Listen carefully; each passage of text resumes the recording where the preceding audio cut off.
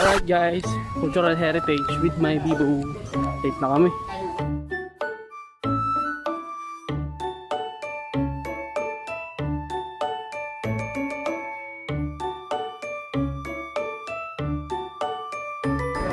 So let's go in this room. Okay, so by the way, this is the room wherein Jose Alberto Alonso imprisoned his wife Formoso. But the furnitures that you can see here, such as the chairs, the table, the lamp, and this cabinet, they are just the antique collection of Mr. Jerry Amzar that he decided to put here to add additional designs to this room. By the way, that's the exact window wherein Chodora Formoso thrown her letter. And this bed is actually one of the original furnitures of this house. Actually, when they found this old house in Binyan, Laguna, they also found this bed. That's why they also decided to transfer this bed in this resort. But the original parts of this house just range up to 1 to 5% only. And included to 5% original parts of this house is the wall that you can see over there. Same with the doors. And now, I'm going to introduce you to the owners of this house. So are you ready? Yes. Actually, I have here a glass. Let's do the spirit of the glass. No, I'm just kidding, okay? We're not calling the souls of these people. Let's just go outside this room. So by the way, they're not souls. They're just paintings, okay? So don't be afraid. This is Jose Alberto Alonso, the 4th generation who owned this house. And he's actually the favorite uncle of Dr. Jose Rizal, who taught him the sports fencing. While this girl is Chodora Formoso, the girl who imprisoned in this room. And she's actually the reason why Jose Alberto Alonso and Chodora Alonso was imprisoned, because of the letter that she actually wrote. And now, the second part of the house, the Italian restaurant right now. So the person that built that was Jose Alberto Alonso in the year 1800s. But he sold this whole house to Doña Magdalena Arevalo Leyva. And Doña Magdalena Arevalo Leyva was not actually related to the family of Alberto. But Doña Magdalena during that time had a daughter named Doña Isabel, wherein Doña Isabel inherited this whole house. Doña Isabel had an husband named Macario Marco, a Spanish, and they had one daughter named Doña Pilar, wherein Doña Pilar also inherited this whole house. Doña Pilar also had an husband named Zoilo Alberto. Zoilo Alberto and Jose Alberto Alonso was actually somewhat related to each other, because Zoilo Alberto was the nephew of Jose Alberto Alonso.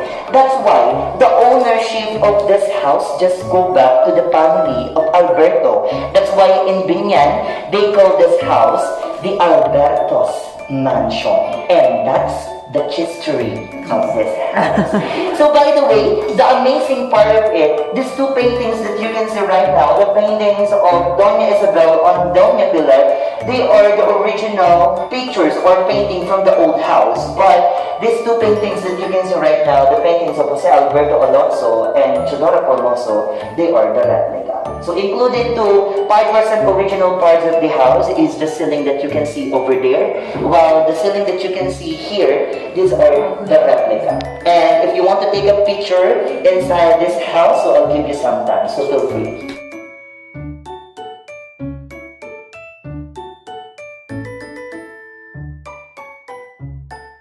So that's what you call gist. So by the way, the two houses that you can see over there, it looks like a Nipa hat. That's actually the Pardas house that transferred here at the resort.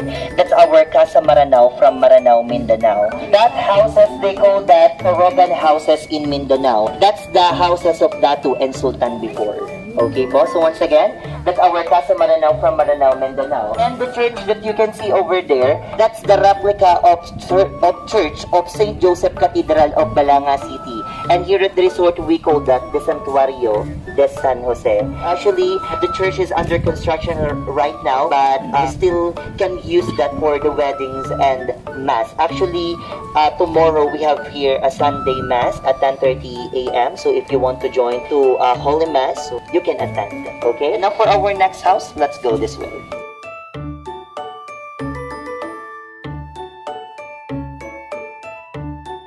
And for our next house po, this is our Casa Baliwag Uno from Baliwag, Bulacan. So this house built in the year 1898 owned by Capitan Fernando Bergil de Dios. And Capitan Fernando Bergil de Dios also had 2 wives before.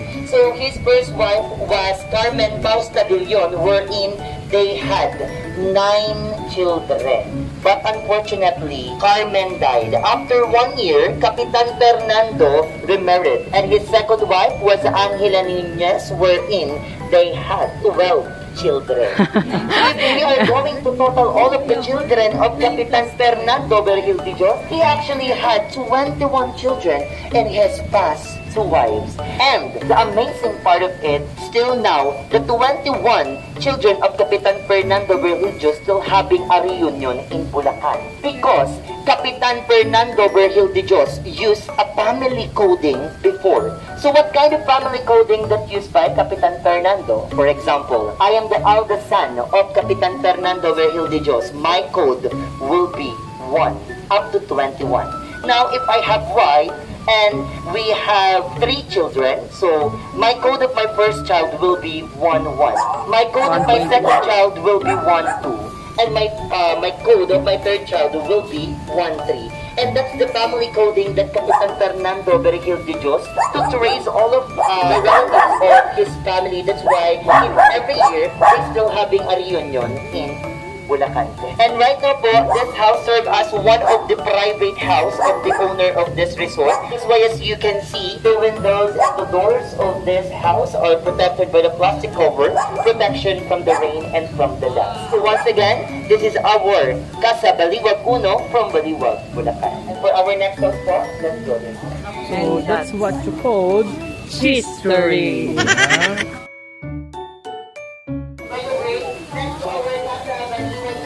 Our Casa Binondo Dos from Binondo, Manila. So that house built in the year 1900s, and right now that house serves as one of our rental house here at the resort with 3 bedrooms that can occupy by 6 person, maximum of 9 person. So if you want to rent that house, more or less the price of that house costs 30 to 40,000 per night. So once again, that's our Casa Binondo Dos from Binondo, Manila. For our next house, let's go this way. Sir, yung aso kanina, ibig sabihin sa may-ari din yun ng bahay? Yes po. Oh! So this house po is one of the interesting house here at the resort. So by the way, this house is our Casa Quiapo from Quiapo, Manila. So this house built in the year 1867, owned by Don Rafael Enriquez. And the person who designed this whole house was Felix Rojas y Arroyo, the first Filipino who practiced architecture here in the Philippines.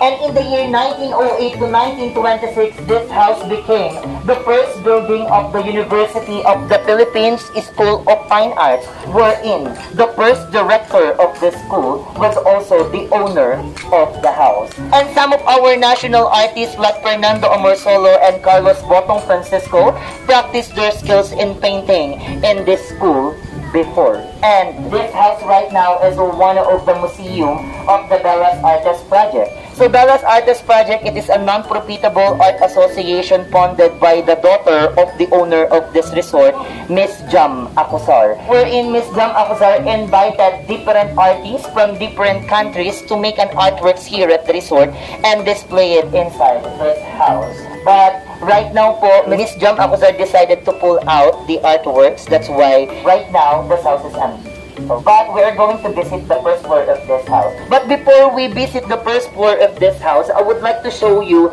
these 2 types of doors that used by Filipino before in this house. This whole door that you can see right now, they call this Puerta Mayor. That's the passage for the carriage and horses before. And this small door that you can see at the side of this big door, they call Berta this Menor. postigo. Joke. This is the door for the people before.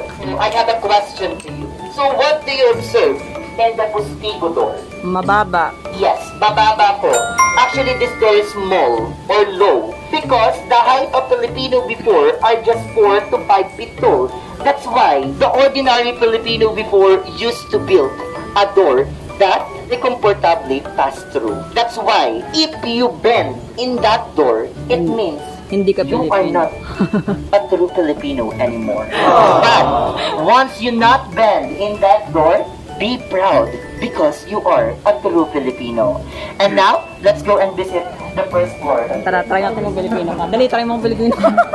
Let's try it. Alam mo na. Oo. Oh, Pilipino. So before po, there's an artworks here. Pero makalipas po ang ilang linggo, ay ipinapull out po ni Miss Jam Acuzar muna yung mga artworks po dito para po palitan ito ng mga bago. Kasi luma na po yung mga artworks na nakalagay dito. So this is the original structures of the first floor of the house. So as you observe, the first floor of this house is not actually the ordinary structures of the house, of the ordinary house of Filipino before. So hindi po ito yung ordinaryong struktura ng mga bahay ng mga ordinaryong Filipino before. Kasi ang mga nakaka-afford lang po ng ganitong structures ng mga bahay noon is actually the rich Filipino. Because this area is actually right now, we call this the parking area. This is the area where they put the carriage and horses before. So meron pong nakaalat na space for that sa kanila pong bahay. That's why the owner of this house is one of the rich family in their place before. And the stone floor, the stone flooring that you can see in this house, that's not an ordinary stone. That's actually a pedra china. And that stones is actually from China. That stones used to balance and heavy the shape during the galleon trade before.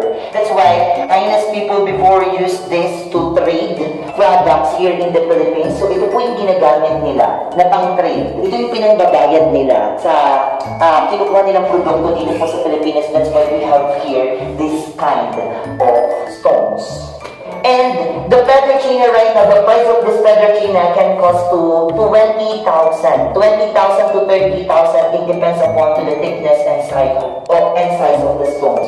That's why as you can see, these stones are actually expensive.